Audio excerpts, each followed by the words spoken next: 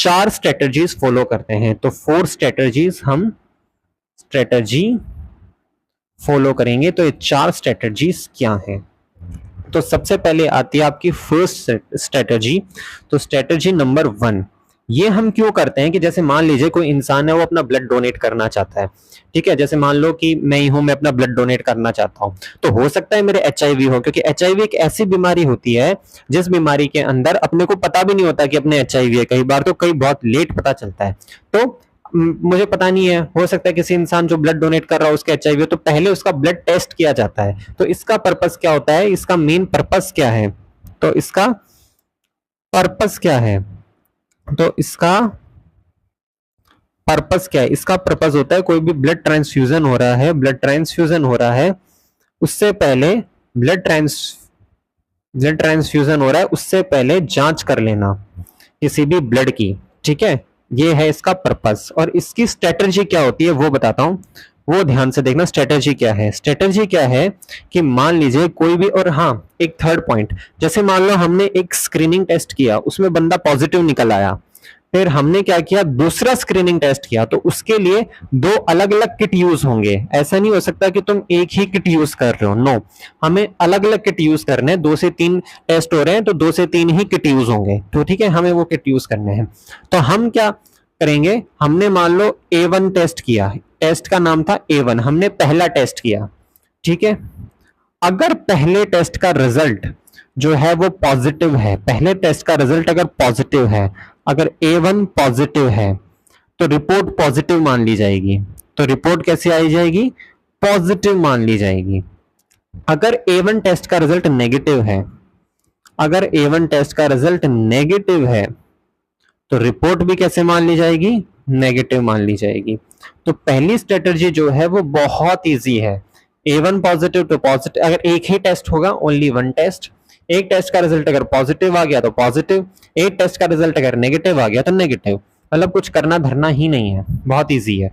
और ये क्या होती है, ब्लड ट्रांसफ्यूजन जो लोग करवाते हैं, जो लोग ब्लड ट्रांसफ्यूज करते हैं, अपना ब्लड डोनेट करते हैं, तो उस वक्त ब्लड ट्रांसफ्यूजन के दौरान ये स्ट्रेटजी यूज की जाती है। अब हम आते हैं अपनी दूसरी स्ट्रेटजी पर। हमारी दूसरी स्ट्रेटजी क्या है? Second number strategy. अब दूसरे वाले स्ट्रेटजी के 2 पार्ट होते हैं, part A and then part B.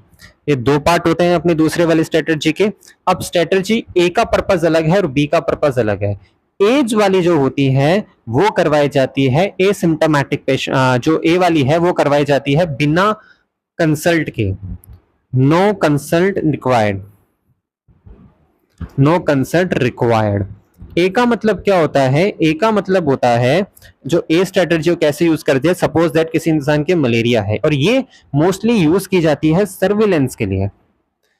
Surveillance के लिए, सर्विलेंस कैसे? जैसे मान लीजिए कोई इंसान था, उस इंसान के हमें मलेरिया के सिम्टम्स दिखाई दे रहे हैं, हमें ऐसा लगता है कि ये जो इंसान है ना, इसके मलेरिया है, हमें उसमें मलेरिया के सिम्टम्स दिखाई दे रहे हैं, तो हमने क्या किया, उस इंसान का ब्लड लिया चेक करने के लिए इसके मलेरिया है या नहीं है। तो मलेरिया के ही साथ साथ हमने क्या किया, उसका एचआईवी का भी टेस्ट कर दिया। तो इसके लिए कंसल्ट की जरूरत नहीं होती, किसी इंसान से पूछने की जरूरत नहीं होती कि क्या हम आपका एचआईवी का टेस्ट कर सकते हैं, नहीं। बंदा जो था वो मलेरिया का टेस्ट करवाने आया था, कोई ट्यूबरक्लोसिस का टेस्ट करवाने आया था, कोई टाइफाइड का टेस्ट करवाने आया था।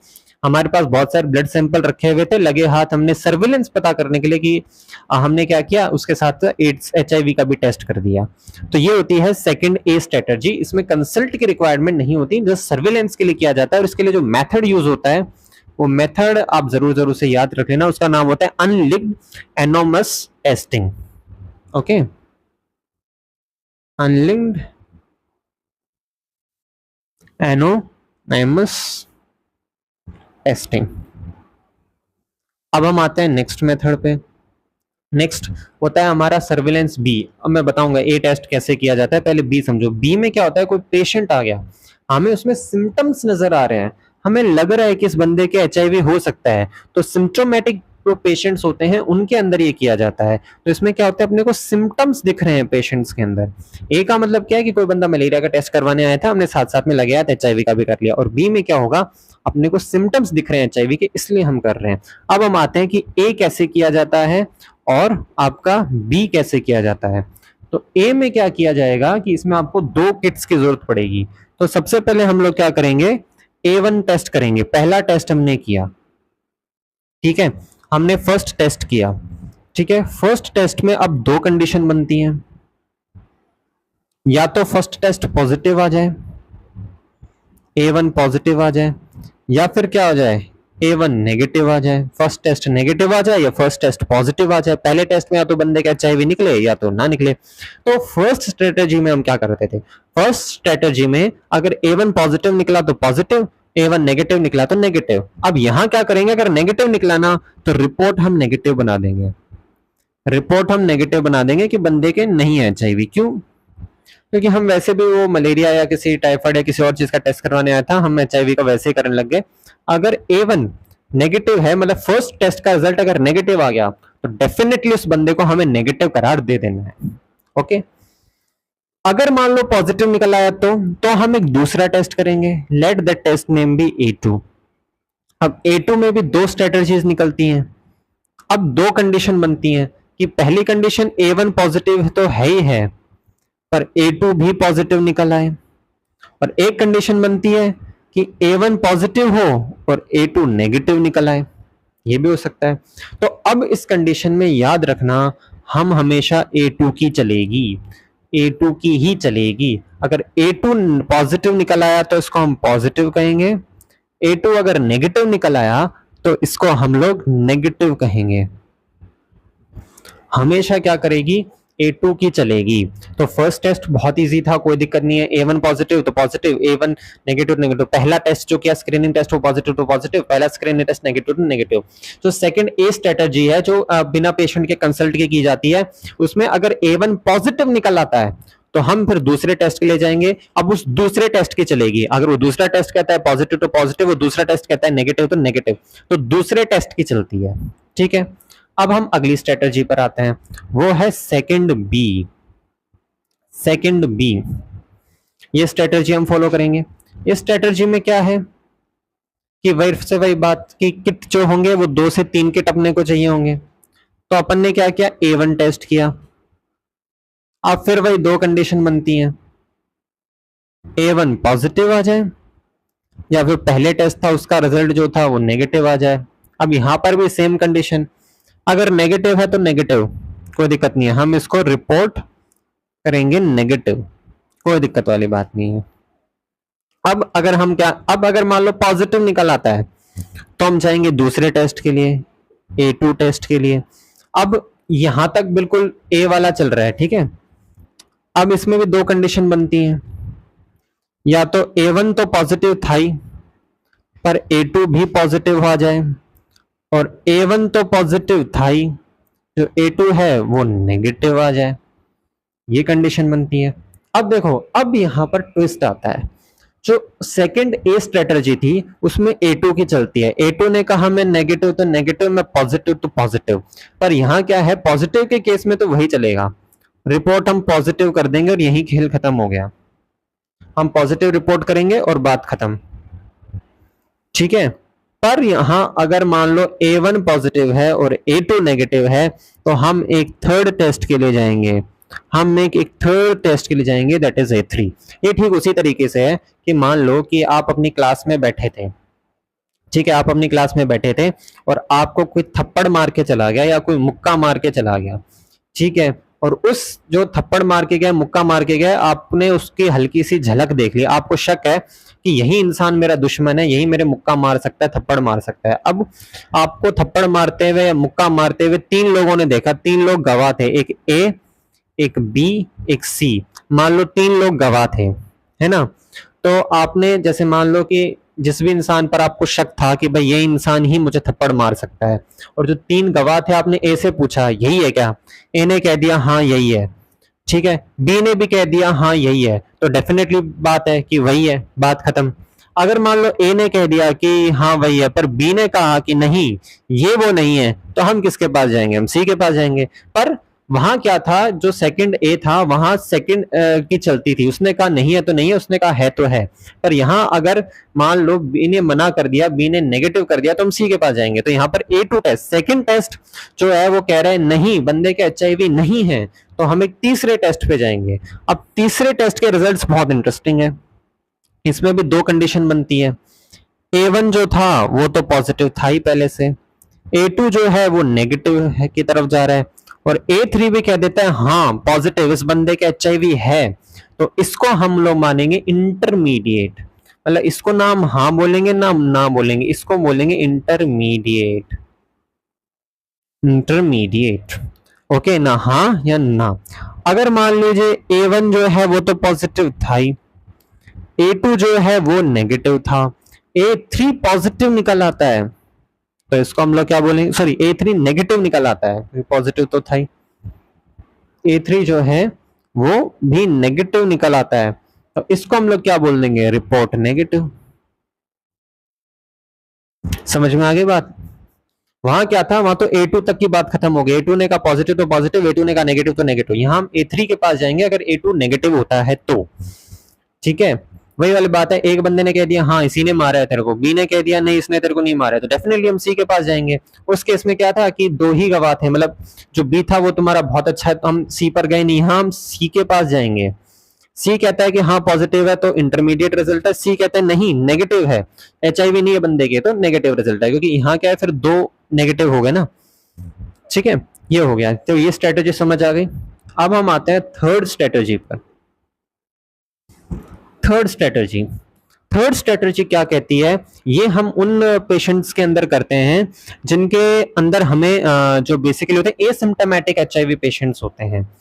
सेकंड, फर्स्ट स्ट्रेटजी जो ब्लड डोनर्स हैं उनके लिए करते हैं ब्लड ट्रांसफ्यूजन के दौरान। सेकंड ए जो होती है वो हम जो है कोई मलेरिया का टेस्ट करवाने आया था तो बिना पेशेंट के सर्विलेंस के लिए जस्ट ब्लड लेकर हम लोग कर लेते हैं।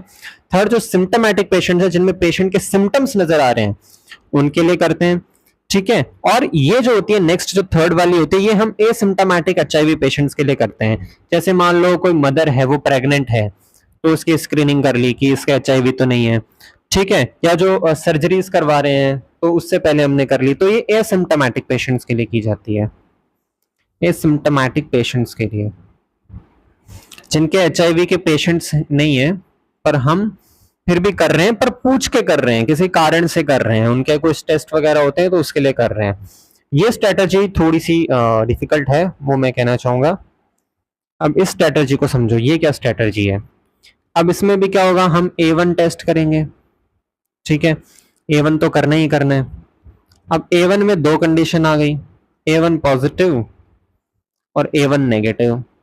अब फिर सुनो बात को, अगर फर्स्ट स्ट्रेटजी होती और A1 पॉजिटिव निकल आता तो अपन पॉजिटिव कहते, A1 नेगेटिव निकल आता तो हम नेगेटिव कहते। फर्स्ट स्ट्रेटजी में तो एक की ही चलती है, ठीक है, पर यहां क्या है, A1 नेगेटिव निकल आया तो रिपोर्ट हम नेगेटिव बना देंगे, तो रिपोर्ट नेगेटिव, ठीक है। पर अगर A1 पॉजिटिव निकल आया तो हम क्या करेंगे, फिर से एक सेकेंड टेस्ट के लिए जाएंगे, ठीक है।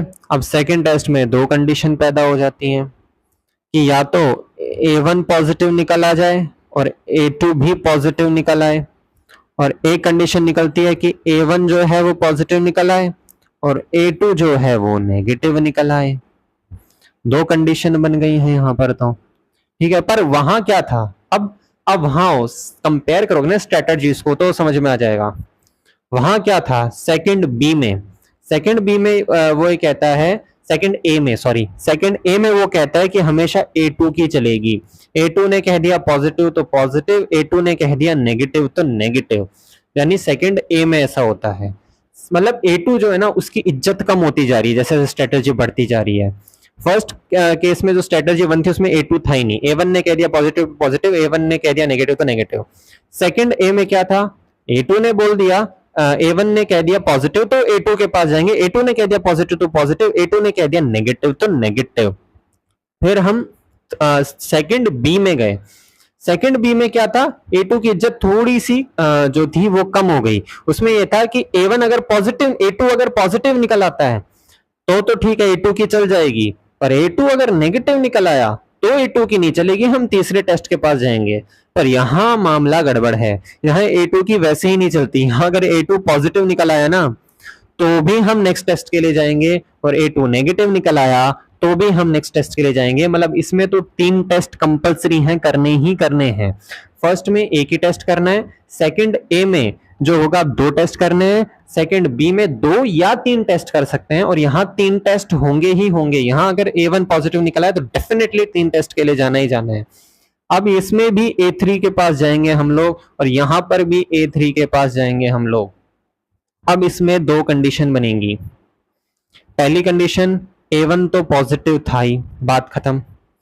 A2 तो पॉजिटिव था ही, A3 भी पॉजिटिव निकल आए। अब 3 चीजें पॉजिटिव निकल आई।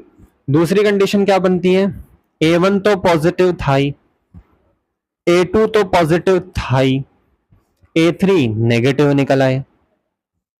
ठीक है, यहां पर भी अब 2 कंडीशन बनती हैं। ठीक है, यहां पर भी अब 2 कंडीशन बनती हैं कि A1 तो पॉजिटिव था ही, A2 नेगेटिव था ही, A3 पॉजिटिव निकल आए। A1 पॉजिटिव था, A2 नेगेटिव था, जो A3 है वो भी नेगेटिव निकल आए। ये कंडीशन बन गई। अब देखो, हम मजे की बात, अब तो बहुत इजी है समझना। तीनों ही नेगेटिव हैं, है ना, तो डेफिनेट सॉरी तीनों ही पॉजिटिव हैं, पॉजिटिव पॉजिटिव पॉजिटिव। अब तो स्पष्ट बहुमत से सरकार बन गई है, सीधा सीधा पॉजिटिव आ जाएगा। ठीक है, इसमें तो पॉजिटिव हो ही गया। ठीक है, 2 नेगेटिव हैं। अब देखो A1 की तो इतनी चलती नहीं है, क्योंकि A1 वाला टेस्ट जो होता है ना वो इतना खास टेस्ट नहीं होता। मतलब हम ऐसा कहते हैं पहले सस्ता सा टेस्ट करेंगे, फिर पॉजिटिव निकल आया तो महंगे वाला, फिर पॉजिटिव निकला उससे महंगे वाला। तो और यहां पर आ जाए A1 पॉजिटिव है और A2 और A3 दोनों नेगेटिव है, तो यहां पर भी क्या हो जाएगा, यहां पर भी क्या हो जाएगा, बेसिकली दोनों नेगेटिव निकल आए हैं। तो ये भी अगर मान लो हाई रिस्क पर है, इसमें 2 कंडीशन बनती है कि अगर मान लो बंदा हाई रिस्क पर है, मतलब उसके कोई रिश्तेदार थे, उनके HIV हो चुका है, या वो बार बार ब्लड ट्रांसफ्यूजन करवाता है, तो और हाई रिस्क पर है तो हम इसको इंटरमीडिएट लेंगे, इंटरमीडिएट लेंगे। और अगर लो रिस्क पर है, मतलब उसके आसपास जो है ना किसी के भी HIV नहीं है, ना वो बार बार ब्लड ट्रांसफ्यूजन करवाता है, कोई दिक्कत नहीं है, तो यहां हम इसको नेगेटिव ले लेंगे। ठीक है, और ये जो दोनों ही सिचुएशन है जिसमें A2 positive, A3 negative, A2 negative और A3 पॉजिटिव है, इन दोनों ही कंडीशंस के अंदर क्या हम रिजल्ट देंगे, इंटरमीडिएट, इंटरमीडिएट, इंटरमिनेट। ओके, तो ये हमारी नाको स्ट्रेटजीज थी। अब तुम आ जाओ फटाफट नोट्स पे, इसको फटाफट देख लेते हैं हम कि 4 नाको स्ट्रेटजीज अलॉग्रिथम्स होती हैं। स्ट्रेटजी 1, इसका पर्पस क्या होता है सबको पता है, फॉर ट्रांसफ्यूजन या ट्रांसप्लांटेशन सेफ्टी के लिए। ठीक है, ओके, तो ये ब्लड डोनर्स के लिए किया जाता है।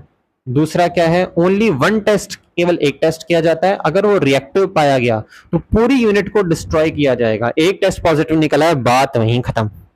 सेकंड स्ट्रेटजी क्या है, सेकंड ए, इसका पर्पस होता है केवल सर्विलेंस। ओके, ठीक है, और ये क्या होता है, प्रिवेलेंस पता करने के काम आती है। इसके लिए यूएटी टेक्नोलॉजी यूज करते हैं, unlinked anonymous testing, anonymous testing. मेरे प्रोनाउंसिएशन पे मत जाना, थोड़ी प्रॉब्लम है। स्क्रीनिंग, हम ब्लड स्पेसिमेन की स्क्रीनिंग करेंगे, पर उसका purpose other than HIV testing होगा। ठीक है, उसके लिए हमने ब्लड स्पेसिमेन लिया है, और इसमें इन्फॉर्म्ड कंसल्ट की जरूरत नहीं होती है। 2 टेस्ट फॉर्मेट है, पॉजिटिव रिजल्ट जो होगा फर्स्ट टेस्ट का वो सेकंड से कंफर्म निकलेगा। सेकंड ने कह दिया नेगेटिव है तो रिपोर्ट नेगेटिव बन जाएगी। फिर सेकंड बी पर आते हैं। ठीक है, HIV इन सिम्टोमेटिक पेशेंट्स में हम लोग HIV का पता लगाते हैं। मेथड क्या है, positive result of the first test should be confirmed by the second test. अगर सेकंड टेस्ट नेगेटिव निकल आता है तो हम थर्ड टेस्ट में जाएंगे कंफर्मेशन के लिए। स्ट्रेटेजी थर्ड क्या कहती है, इसका मेन काम क्या है, जो HIV पेशेंट है, एंटीनेटल स्क्रीनिंग, ठीक है, और पेशेंट विद सर्जरीज, इनके लिए हम करते हैं। मेथड क्या है, 3 टेस्ट मेथड है, जितने भी पॉजिटिव होंगे उनको सेकंड और थर्ड से दोबारा कंफर्म किया जाएगा। ठीक है, और 3 रिजल्ट से हमको बितानी है। इंटरमीडिएट रिजल्ट जो होते हैं सेकंड बी के और थर्ड के first test positive but second और थर्ड टेस्ट नेगेटिव, तो a report test is done after 14 to 28 days and the sample should be sent to the reference center for confirmation by western blot और RTPCR. कोई भी किसी तरह की गड़बड़ हो जाती है तो वेस्टर्न ब्लॉट या आरटीपीसीआर के थ्रू हम उसको दोबारा चेक करेंगे। अब इधर आ जाओ, जो बोला था ये वही है, ठीक है। जो फर्स्ट स्ट्रेटजी थी इसमें तो कोई दिक्कत वाली बात ही नहीं है, A1 अगर पॉजिटिव है तो मतलब पॉजिटिव, A1 नेगेटिव है तो नेगेटिव। जो सेकंड ए स्ट्रेटजी है इसमें क्या है, इसमें A2 की चलेगी, A1 नेगेटिव है तो नेगेटिव, A1 पॉजिटिव है तो A2 पॉजिटिव निकला तो पॉजिटिव, A2 नेगेटिव निकला तो नेगेटिव। जो सेकंड बी है इसमें क्या होगा, अगर मान लो A2 नेगेटिव निकलता है तो हम A3 के पास जाएंगे, अगर मान लो A2 नेगेटिव A3 पॉजिटिव तो इंटरमिनेट और A2 नेगेटिव A3 नेगेटिव है तो पूरा नेगेटिव। और जो ये है थर्ड वाली स्ट्रेटजी है, इसमें हम A2, इसमें हमें थर्ड टेस्ट करना ही करना है, चाहे वो A2 नेगेटिव है चाहे पॉजिटिव है, और ये उसके रिजल्ट्स हैं। A1 positive, A2 positive, A3 positive तो positive, A2 positive A3 negative तो इंटरमिनेट, अगर A2 नेगेटिव A3 नेगेटिव तो इंटरमिनेट, और ये है तो हाई रिस्क होगा तो इंटरमिनेट, और लो रिस्क होगा तो हम इसको नेगेटिव मानेंगे। तो ये थी नाको स्ट्रेटजी। Thanks for watching.